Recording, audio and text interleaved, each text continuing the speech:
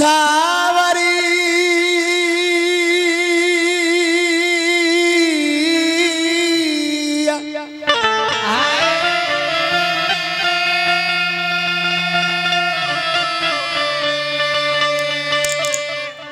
सावरी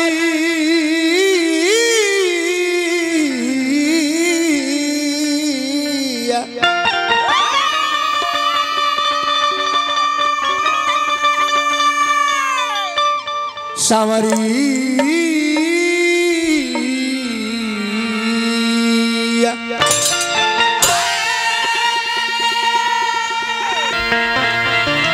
हर के हजार नाम राम चाहे राधे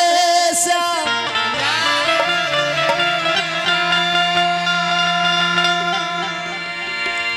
ब्रह्मा या विष्णु चाहे भजल महेश के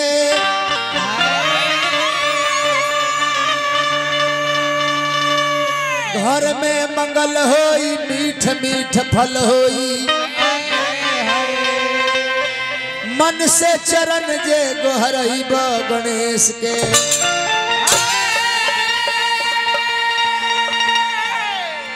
नेह जब लाग जाई दुख सब भाग जाई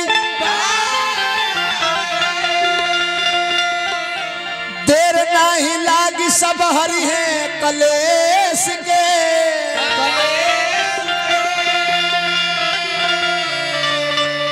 और कहत मनोज परमान मिल साथ साथ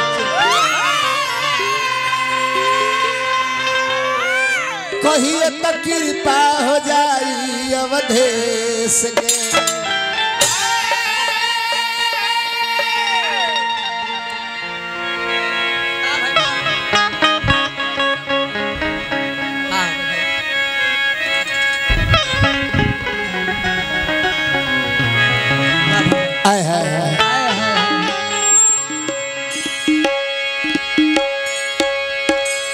भगवान का दरबार बड़ी पावन दरबार हो मनुष्य का शरीर हमने के मिलल बा ए मनुष्य के शरीर से हमने के एक दूसरा के भलाई करे के बा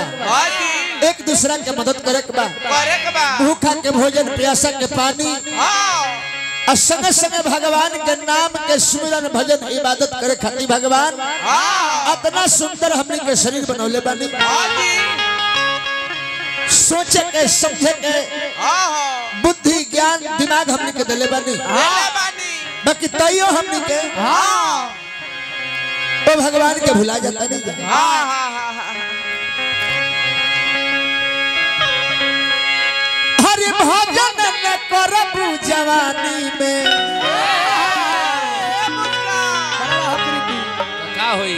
हरि भजन न करबू जवानी में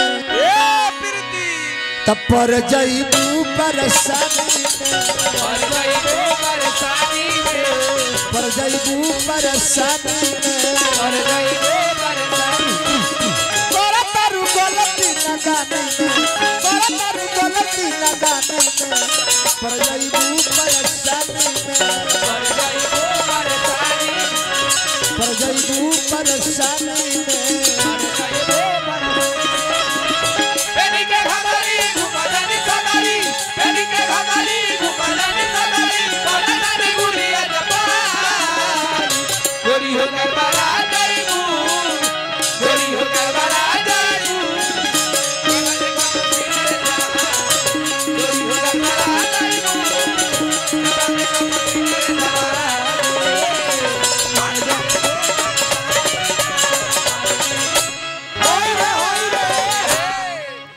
करतरु गलती नादानी में हम गौनी हम बंदना 3 गो हम अभी उठानी में बनी तो हम 3 गो बंदना गौनी है यहाँ के ढलानी में बनी तो यहाँ के सीधा 6 गो गीत गाओ जय दी चाचा है का करे कहतन कि भाई कहतर तो भाई कहो अर्जुन पितामह तो दादा नाती रहे लो ए भाई तो हम ही नानो को नहीं हम कनी हजी है के बड़ भाई हई लेकिन समय अइला पर अंजाम होइगा होई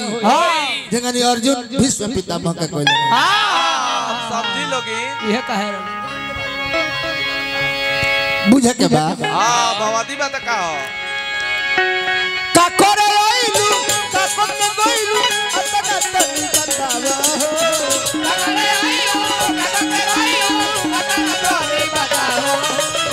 कोई बार हरे दिस में ही गइलू अतना तनी देखावा अरे हरे दिस में ही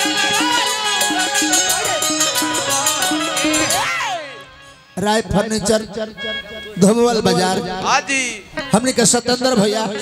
सब आदमी खातिर आइल बा सबका के रुपया देले बनी हाजी आंगनबाड़ी में चल गइल हार्दिक अभिनंदन बा बढ़ले बा बाकी देखी दिखाई ना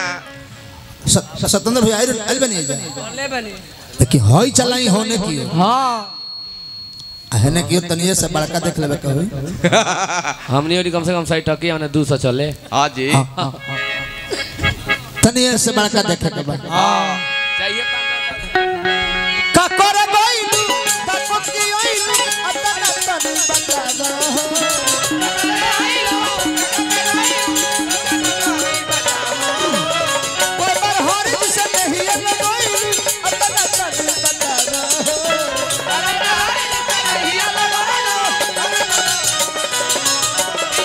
कोरा तारू गलती न दाने में कोरा तारू गलती न दाने में पर जाइबू परेशानी में पर जाइबू परेशानी में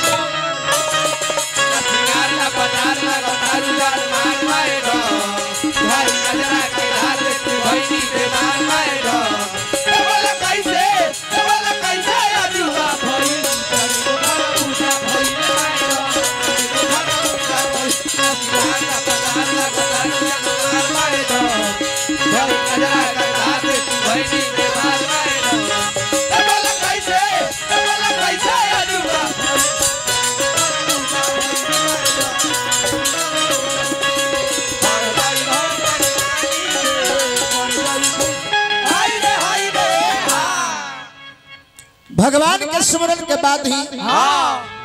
जगह विद्यार्थी के 5 गो लक्षण होला गृह त्यागम बको ध्यानम स्वान निद्रा काग चेष्टा अल्पहारी अब 5 लक्षण के जब पालन करेला उहे विद्यार्थी उहे छात्र अपना लक्ष्य के प्राप्त करेला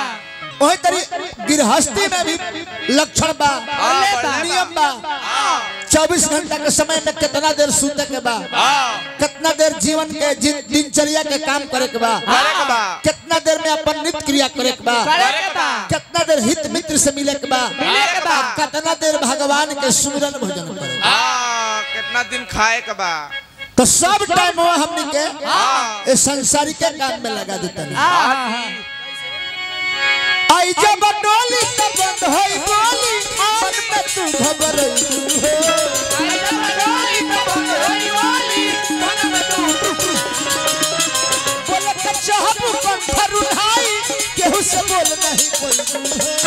बोले के चाहबू कंठर उठाई जाई भैंसिया पानी में जाई भैंसिया पानी में पर जाइबू परेशानी में पर जाइबू परेशानी